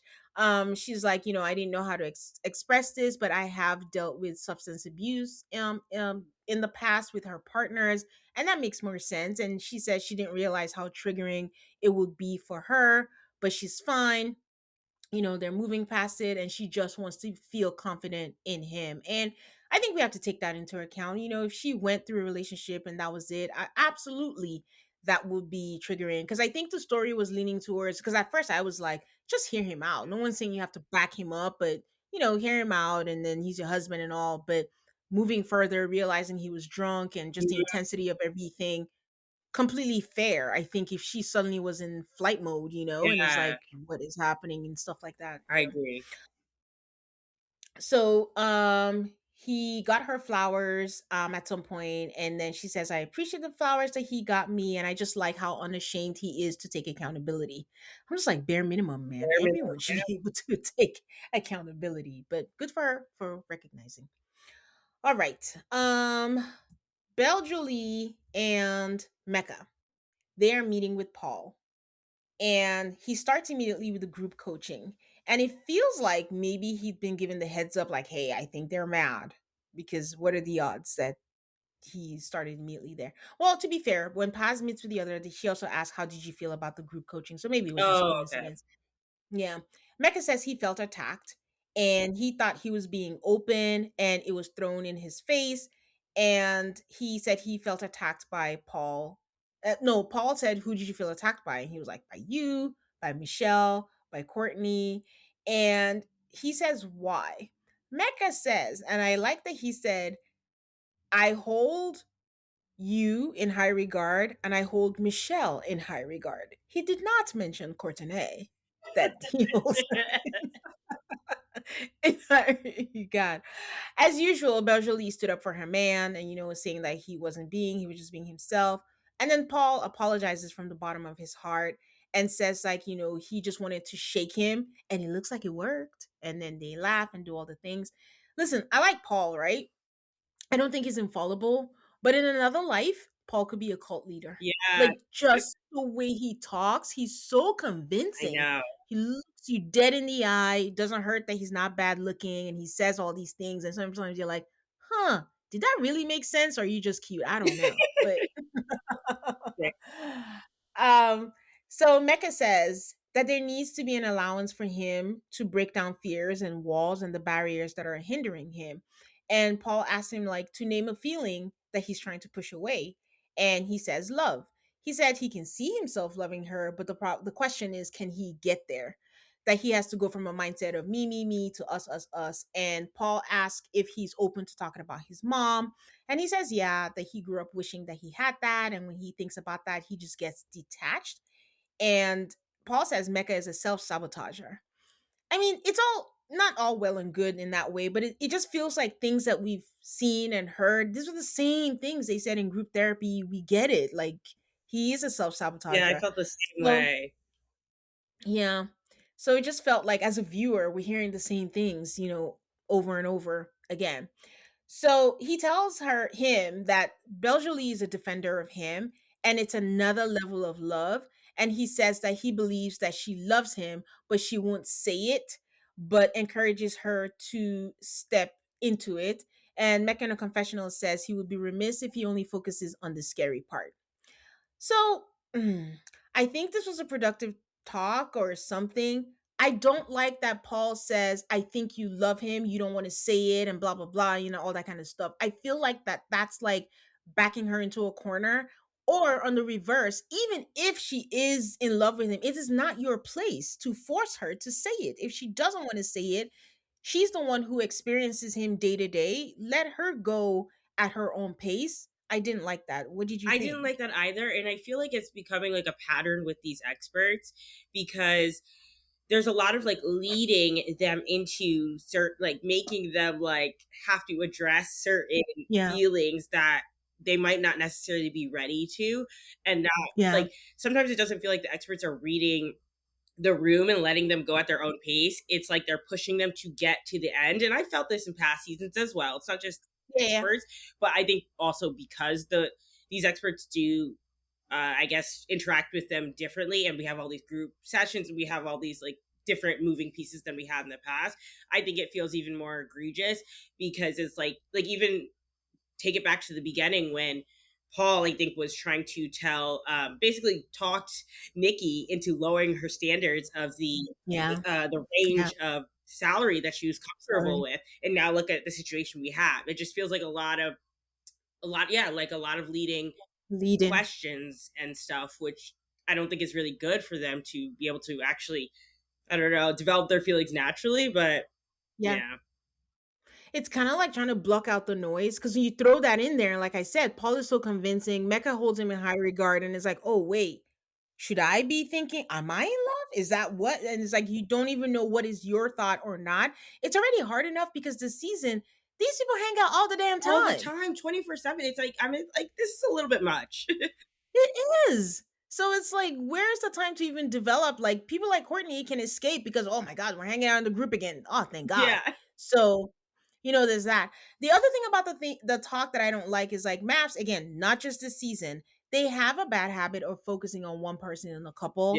And in this couple, the focus is just on Mecca. I've said it time and time again. We are not asking Berjoli your path again. Maybe she doesn't want to talk about it, but we're not asking more of how are you feeling when you see this, how are you doing. It's more about Mecca's a Yeah. self-sabotager. His mama left him, so he don't like himself. So we get it, And guys. that's Like, why, he gets honestly, it it too. frustrates me a little bit when they are saying, Belle Jolie is the girl for you. She is going to be your ride or die defender. I mean, I'm exaggerating, but like, like, like reminding, You aren't actually, you're not oh, okay, I exaggerating. feel They like I'm do. exaggerating, but like, it's like they keep reminding him that she is the stable, she is the one. And there's no, I kind of hate that because one, it puts a lot of pressure on her Two, it takes a lot of pressure off of him in the sense of like, Yeah. oh, she's there, she's my girl, Regardless, yeah. regardless. And I don't think that's fair. And that's also just not helping her be able to explore her feelings deeper. Because what if she has still some reservations? I mean, we saw how it started Mhm. out. Like, I feel like it should be an equal, um, like, yeah, Yeah. they should equally be able to explore their Focus. thoughts and feelings. And just because he's more insecure, or he has more past history, or he's more unstable, it doesn't mean that she's like the solid one and they need to focus on him. Yes, I agree. And again, I'm rooting for them so hard, but I've always said Beljolie should pick herself first. Yes. If it gets to the point where you're doing this all the time, then it's not sustainable. I say that, but Doug and Jamie from season one are still together, where I feel like he has to keep reassuring her because up until recently, she's very open. She talked about a couple of years ago when they went to therapy and she just felt like, oh, she didn't feel secure in what he was doing and all that kind of stuff. So, and I kept saying, like, you can't spend a lifetime trying to reassure somebody if they don't, feel that. But who knows? I hope they figure it out. But at the end of the day, it's not your job to make someone feel secure. Like you deserve to the soft life and love too. Yeah. Um, to round them up, they do this cutesy game of horse. Like, they have this flirty thing. They're on a basketball court. They're like, oh, I reserved it. Oh, we double booked, or we could play. And, the way she's so bashful, it is kind of cute. It's cute. To some point, I'm like, okay, say something. Yeah. Like, head up, say something. Like, just stop laughing, looking at the ground. Whoever wins, he smacks her in the butt. They kiss. And, these dating a high five. Oh, did they? Because I don't like it. Stop it. So Belshali does a confessional and says like she's not in love, despite what Paul says. That was silent. But she could see herself falling in love with Mecca in the future. Um, Michelle and Cameron, they didn't show much of them. They go see her condo. She does a lot of stuff. Like Michelle is a Renaissance woman. Like Awesome. she paints, she did the whatever the thingy was on the countertop. And Cameron is like, she's so amazing. And then she takes pictures and they're all great. He's like, I need to step up. Yeah. But she has I didn't realize like the guy we saw in the beginning was her Yeah. roommate. They just said I friend. was So now yeah. Tam is like, damn, they're in love. Where am I gonna live? You know? So um they say things that they like about each other. Cam likes that she's strong-willed and fun-loving, and he says they haven't argued yet, which I don't know. I don't necessarily think it's a red flag if they haven't argued during the experiment. We have Danielle and Bobby from Dallas. They never argued. They try to make them argue. They are still together 3 children later. How many years? So Also, it is what it I is. do think Okay. that like they had a small conflict. So I don't feel like, even though it wasn't arguing, they had those like misunderstandings in that moment where he was like feeling insecure because he doesn't make enough money, or like Yeah. he doesn't make as much money as her, or whatever. And then he was like like whatever, like sad sack, and then she had to like Yeah. console him. That's still like, that's an argument, but it is a conflict. It's not like it's been like all roses, there are some little Yeah. differences. So They're just able to talk through yeah. it because he didn't feel good about the fact that, oh, money was like a thing for her. And, they got to the place like, and like she said, they just seem to Yeah. align on things. So it's been working out. She said she likes how passionate he is and how vulnerable. And he has drip because apparently the kids don't say swag no more. I mean, she said it wrong, Yeah. but I got the gist. Like, he has drip. Okay. Final couple had to end with Nikki and Sean. In case you missed it, Dr. Best has a book. He's rolling it out because we got 3 weeks left. So go pre-order the book that he did an AI thing because this AI template that's going on is so annoying. So annoying. I was like, wait, Mr. Professor, you got, you know what? Don't get me started. Mm. The name of the book is Frames of Love. I think there's a picture and then he put glasses in front of it. Like how to stop dating through old wounds and start communicating for the love that you actually want. Coming soon. Said the man who is not portraying anything about healthy love Not a single thing. He on can't even here. have a good, regular, normal conversation with his wife. And he's making an entire book around love. Like, what in the world? He also has like a YouTube video or something because I told you guys that he moved from New York to Seattle. So he took like a road trip, I guess, with his mom. So they documented it and they're sharing it with us, like things they learned or their conversations or something through that road trip. Um, I love you guys because shout out to the listener who has worked in academia. And, I had made a comment where I'm like, I'm still mad that they didn't tell us how much he made Yeah, because they made her name her money. So how much is that? And he didn't share what he was making. So this listener says like they worked in academia and you can usually see their salaries. They're not posted for a couple of years, but afterwards. But when Sean was in college admin at CU New York, CUNY, he was Uni. making 115K. So Asked now that's for what was it, 250? yes, that was what she asked for. So that's what he was like giving. Granted, it was a couple of years ago. He's not in New York, but when then he was a college admin.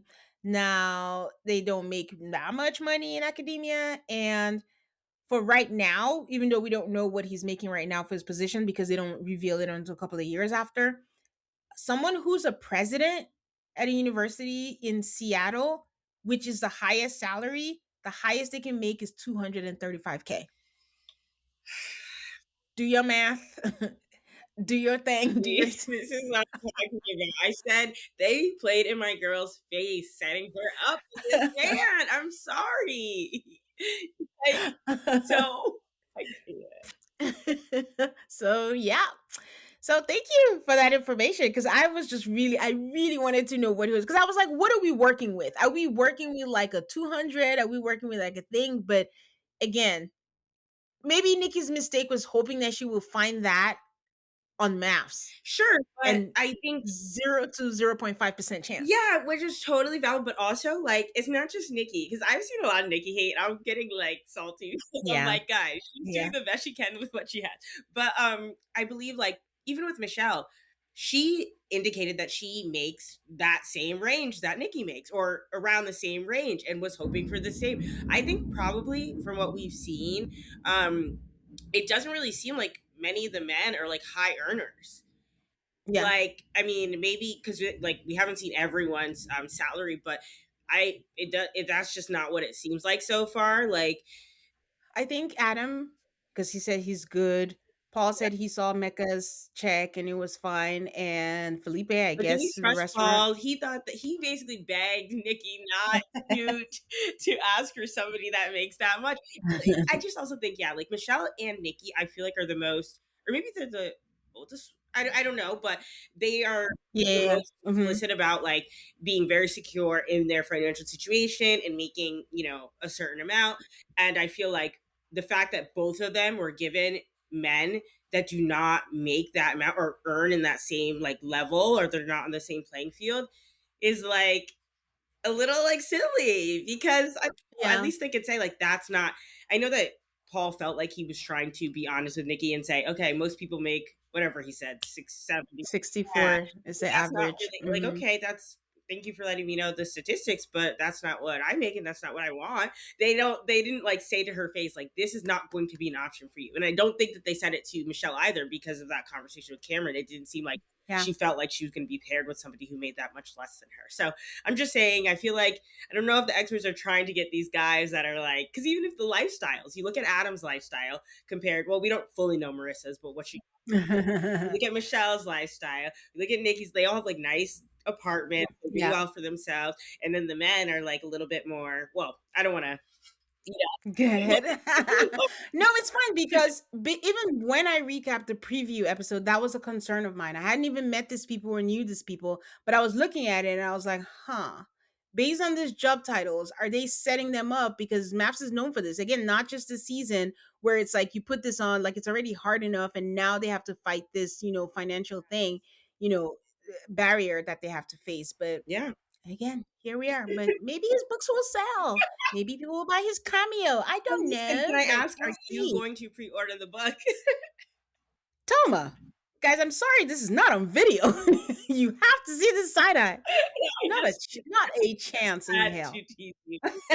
I'm just like, it's But you, but you know what? If anyone pre-orders and reads it, send me the summary. I'll read it out. I'll read the summary out and let me know if there's some nuggets. Because listen, he might be right. It's that advice that he was trying to give Courtney. You're an athlete, just do it. That was good advice. I mean, some may disagree, but I thought that was good advice. But we'll Yeah, see. Maybe there are we'll more. see. Okay. So Nikki is taking Sean on a picnic and he says, "Oh, you're taking me on a picnic." And she's like, "Oh, that's cute." I don't know if anything Nikki says is cute or Nikki's just like, "I can push through the rest of these weeks." But she says that's cute. It's one of those setups where, you can pay a company to do like a nice little build out or setup for you on the grass or the field or whatever with pillows and the tent. The tent looks like the one I bought for my nephew. You can get it from Amazon and they just go in there and play with it, like the little clock thing. But also the weather looks so terrible. Like the clouds were cast and it just looked cold, but it is Seattle. Yeah. So she tells him, "Oh, I like that you're making me a plate. That's so sweet." And I just question every time Nikki says something. I'm like, are you being polite or are you genuinely appreciative? I don't know. I think that she's being polite, but I don't think that she's lying or like she's trying to like Okay. put on. I really feel like she's trying so hard to give this a Yeah. chance because if you really think about it, every single time he does something that's so incredibly off-putting, she rarely ever like Blows up or yeah, she doesn't like puts her hands up in the air and say like I'm done or like give him like a lot of like negativity. yeah. Whereas, like, I feel like personally, it would be very hard to hold back on like even my face alone reactions to some of the weird stuff that he says and does. It's like it would give me the instant ick. But she's very much like constantly like trying to at least find the positive. And even with we'll talk about it. But when she has this conversation with him about whatever he was saying, like she's Mutual masturbation. yeah, but, like, she didn't even like, she's very seriously, like, addressing it to him and being, like, understanding, where I'd be like, "That's very weird. You are very strange, and you're making me uncomfortable." But she was very, like, open. I just feel like she's trying very Yeah. hard, and people are, like, not a lot of people that, like, are talking about Yeah. Nikki are not seeing that. I'm like, she's like, think about Caitlyn. Look at Caitlyn. She barely will even look at that man. And, like, Courtney, too. Nick is at least trying. She's like 2 weeks, 3 weeks. Who's counting? Me. I'm counting. um, she tells Dr. Bess that she wants her partner to be her best friend and it's important for them to build a foundation. He notices that she's shivering. He goes and gets her a blanket. And I noticed that Nikki does a lot of narrating what he's doing. And she's just like, "Oh, you're just going to proactively get me a blanket?" I'm like, okay. He asks her where she sees their connection and trust and pathways to being a yes on decision day. She's like, "We've made progress. I'm more hopeful for a viable us." The way these two speak. Yeah, I Wait, hate viable? I don't use that except for medical it. stuff. So she said, the intimacy piece is big. And I'm like, this is really what he's asking. I don't care if he's trying to be polite and saying what's going to make you what connection, pathway. He's asking about Yep. sex. And she said like he's helping her through this. She doesn't know how far they'll get on the topic. I'm like, does she mean talking about it or actually doing it? I don't know. She said she doesn't know what he would need to feel to give him sufficient signals. I'm like, guys, speak in plain people English. What the heck is this? He says he has to feel romantic sparks. And if it's just like, and he doesn't know if she's just like blocking the opportunity to build something. Like if there's a sweet moment and there's a feeling that you're having, he means horny. Instead of choosing to lean on your feelings that moment, you choose to be like being in your head in that moment. And if that's a blockage that you have, then that will probably block us from experiencing the kind of connection that we could have physically and romantically. He means sex. So she says, "Yeah, you're right. I probably need to get out of my own way. Like, if I'm in this experience, I'm married, I need to have a sexual relationship with my husband. And so I may need to do some things that are uncomfortable or explore dimensions of this interaction that I wouldn't think to do to unblock what will be a material part of us, like saying yes." So, all that to say, I get it. I hear you. I don't know about you, Toma, but I didn't like Oh, I this. didn't like it at all. Yeah. Yeah, yeah. And I'm about to eat my words because I am a proponent in the past, right? I've said if you're married, if you're attracted to each other, don't overthink it. Just go ahead and do that and seeing where things go. Maybe it will help. And maybe I need to rethink that stance because at the end of the day, no one should do what they don't want to. I don't care if you're married, just do it. I know Pascal used to be like, just you be stuck in the friend zone and blah blah blah. Like, I just feel like I can't think of a situation where I'm just like, oh, if you guys are feeling each other, just go ahead. So that's why I'm saying maybe I need to rethink this, because this made me uncomfortable, especially when she said maybe I need to do things that are uncomfortable. Holding hands, yes, but let's not do anything sexual that we don't want to do. Yeah, So, yeah. I agree. It's just awkward. And I feel a little bit bad for her because I feel like there is somewhat of pressure to do it, Yeah. but I don't know. Yeah, it's just like an uncomfortable situation. And I know like she's acknowledging that, but she's like willing. And it kind of sucks because I feel Mhm. like she shouldn't be willing. Even if that means he's upset, it shouldn't really matter because she doesn't want to do it, you know? Like, Yeah. it sucks. Yeah. Mhm. They laugh. We're out here talking thesis and they're laughing, and he says he's looking forward to watching her unblock her blessings. I'm like, ew. Yeah. But they kiss and he says thank you. Next thing we see with them is the security cam. And you guys, whenever the security cam comes up, it just means we're about to get something good. Because my jaw was on the floor when I saw Nikki straddle Dr. Best. Dude, that was something else. I What? I wasn't expecting it. She says when they first met, it was a hell no, but now she sees a lot of positive qualities with him. And, I don't even know what they're doing. Maybe they made out, but his hands were all over her, but I don't know. Then that was it.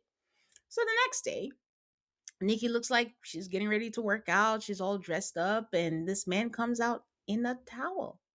Yap, yap, yapping away. And he was like, with a serious face too. It took me a minute to reconcile the words coming out his mouth, because I'm like, surely this is not Yeah. serious, because he didn't break face at all. He says, whenever we have a good night, I find that I have increased desire. And I'm just wondering if there's any world where you can pleasure me without having sex. And if I thought my jaw dropped before, I think it dropped again, even though I think I should pick it up before Sean misunderstands and thinks I'm trying to offer him something. But he says, maybe you offer me, with maybe some like mutual masturbation. She's like, Are you serious? He goes, yes, I am. She goes, I understand, but I'm not there yet. Like, maybe it can be solo pleasure. And he goes, yeah, I can't do that, because once I found out I was getting married, like, I stopped doing that. And I'm like, so you want brownie points? You want a star, a golden star, or what? And then he says that's part of being a wife. Noticing your husband has a need and filling the need at some point. Yuck. Just so disgusting. I had to sit with this for a second, because, to your point, Nikki handled this like a chick. She was like, "Oh no, no, I'm not there." Okay. Then he was like, "Okay," and that's fine. And then he walks away. But this man came out in a towel. Like, if she said yes, he was gonna be like, "Well, voila, here I It am," was or what? so like, and my thing is, it's just also disrespectful as well because she's expressed her concern or she's not there yet. Whatever. She's expressed she's not like fully ready to be sexual and stuff. So for him to put her in that position, and also the night before, Yes. she had already kind of put herself out there a little bit with the whatever they did, Yes. um, yeah, the night before. So I'm like, you now are trying to go from 0 to 100 when she even just gave you a little like morsel to try to like put, make things work between you. And now you're going to completely disrespect all of her boundaries and make her feel bad, pressure her even more to give you like, I hated it so much. Exactly. Like, she's been clear. I'm not there yet. We're working through the natural. But I think he thinks he could do reverse psychology, because he keeps saying all these things like, oh, but you're a wife, but I have increased desire. Almost like he's low key blaming her, Yeah. that you're doing these things with me. You're the one making me horny. You need to solve it, because I can't cheat. We're married Yeah. now and I'm a good guy. Oh, Pissed everything about off. this was so Yeah. icky. So, so icky. And I think what makes it worse, I don't know if this is, they're showing it to us in order, but the next thing is the rose petals and candles and strawberries and whipped cream. And I'm like, oh, she hasn't settled or dealt with the fact that this man came in a towel and said, "Okay, fine, if you're not going to give it to me, fine, cool," and then walks away. Like he just asked her for a And sandwich. he was like upset. I mean, I guess because he didn't He act was. out, but like walking away and being done with it He wasn't was. like, I really respect your boundaries and I understand, and I shouldn't have like. He just Yeah. like he's like, well, like as if she should have done that for him. It's Yeah. weird. Yeah, it wasn't even like, I hope you don't take this the wrong way. And that's my always been my thing with Sean is like he says these things, and because he's saying it in a calm demeanor, you feel like, oh, you're being respectful. No, it's passive aggressive, and there's always a hidden meaning to all the things that he's saying. Like no one can talk me out. The weirdest thing is that there are people out there. I saw people verbatim say like he's not wrong, that it's her wifely duty. And I'm just, guys, I don't, even for people that have known each other years, for these people, they just Yeah. met 3 weeks ago, but in no world or scenario should anyone do what they don't want to do. Ugh. Anyways, the fact that we have to explain I that is know. kind of crazy. It's wild. Okay, so unfortunately, we have to move along with them because I think they're not doing the whole, Dr. Pia would tell them this is your sexy Oh time, your yeah. homework, or intimate. I think they're not doing it anymore. So each couple is kind of just doing different things.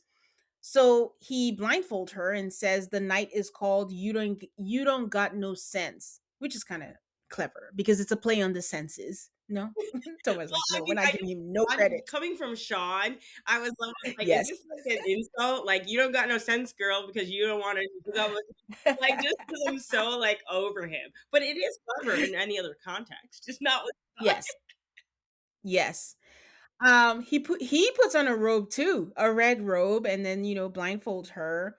And she did say like the mutual masturbation is escalated, but she's open to trying and exploring. And I have ranted about people saying they're trying when they're really not, but to your point, this is the only kind of trying I will accept on MAFS, because she's saying things but she's progressing, and it's kind of like they're not compatible, yes, but there's a situation where something could click and she's like, oh my god, I just looked at him and he was, but he's not playing his cards wrong, but he's doing everything Yeah. wrong. Like, follow her boundaries, respect her, because now this takes her 10 steps all the way Mhm. back. Like, oh, okay, now I see what you're really, after. And also, why is he doing this? I thought he said when they have a good night, he's full of desire. What's going to happen now after this?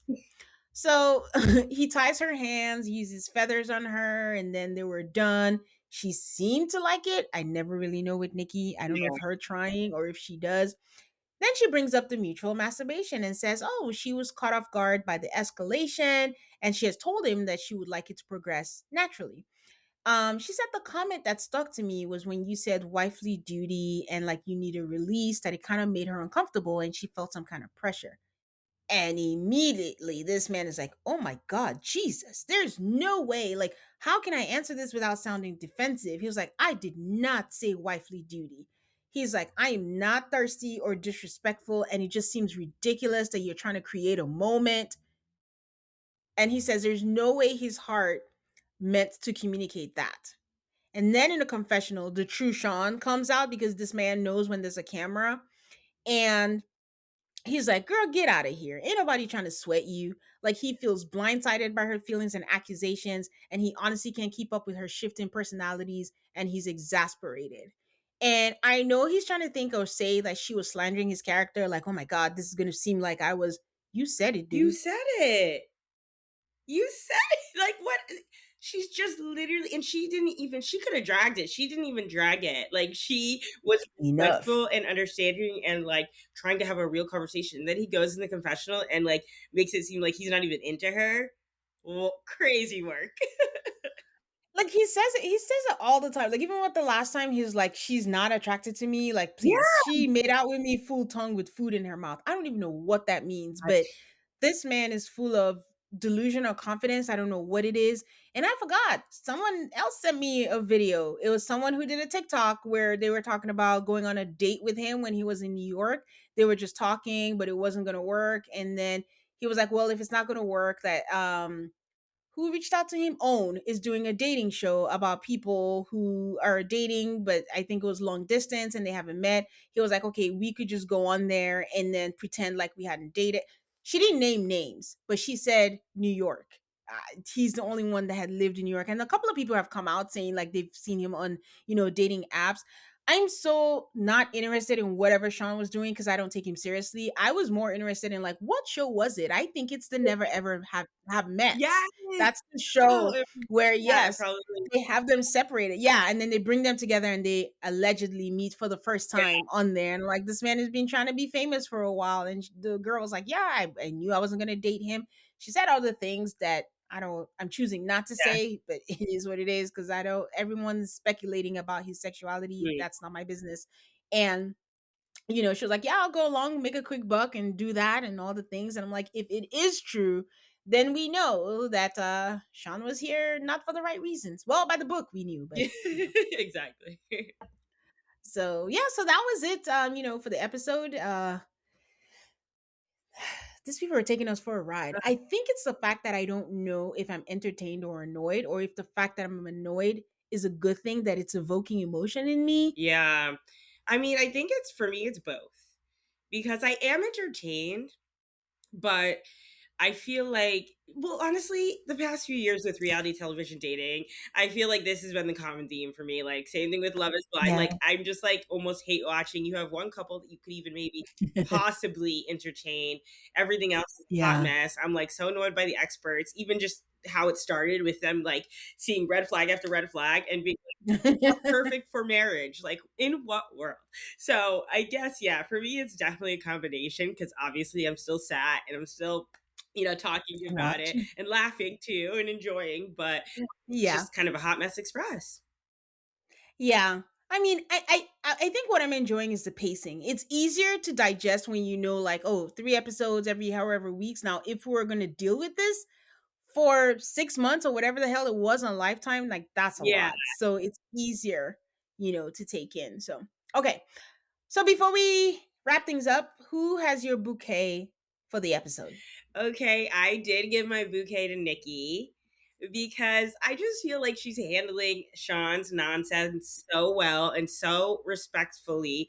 And I think she's getting a lot of like hate basically and like Yeah. negative feedback when I think out of all of the people, she's probably handling it the best. Like when we compare her to like a Courtney and a Caitlyn who just really Yeah. also don't like their person but aren't really even giving it much of a chance. Um, yeah, I just think she's handling it with grace, and I think that would be very challenging for me personally to do. And I think it's awesome of her. So yeah, Yeah. Okay, cool.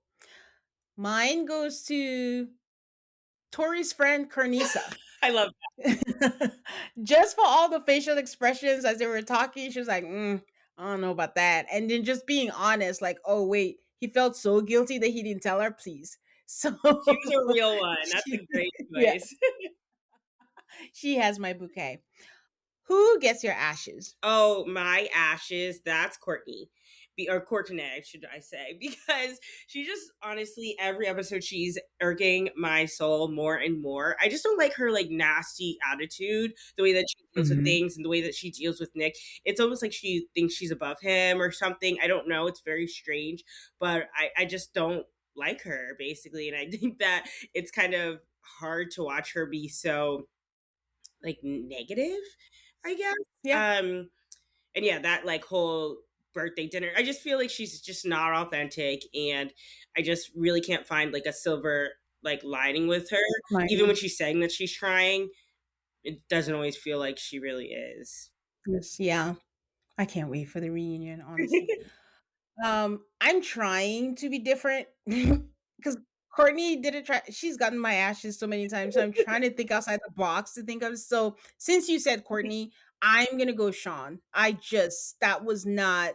You didn't say wifely duty, but you said it's up to the wife to feel the need, and give pleasure, and just the audacity of someone telling you they're not there yet, showing up in your towel, and I said this a couple of episodes ago, like did something happen where maybe she had not sex, but they did something beyond and he's holding on to that like girl, that's why he's so convinced she's attracted to him, or like he feels emboldened to do these things, or he's just that dumb. I don't know.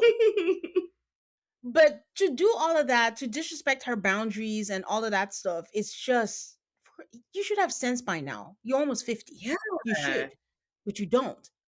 Acting like a horn dog, you know? Exactly. So, No, I agree. He was gonna be mine if I didn't choose for me. I was going back and forth. so yeah. So I'm glad they both got ashes. Yeah. So. All right. As always, Toma, it's such a pleasure talking with you. Can you share with people where they can find you? Yes, of course. You can find me on TikTok or Threads at mostly unserious business, and then on Instagram at Tomas Lian. I will link all that in the show notes. You guys know where to find me because I love getting your comments, so keep them coming. Tane Talks across all social media. Please give me a 5-star rating on Spotify and Apple Podcasts, and stay subscribed so you don't miss out on the rest of the episodes for this drop. Until next time, guys. Bye.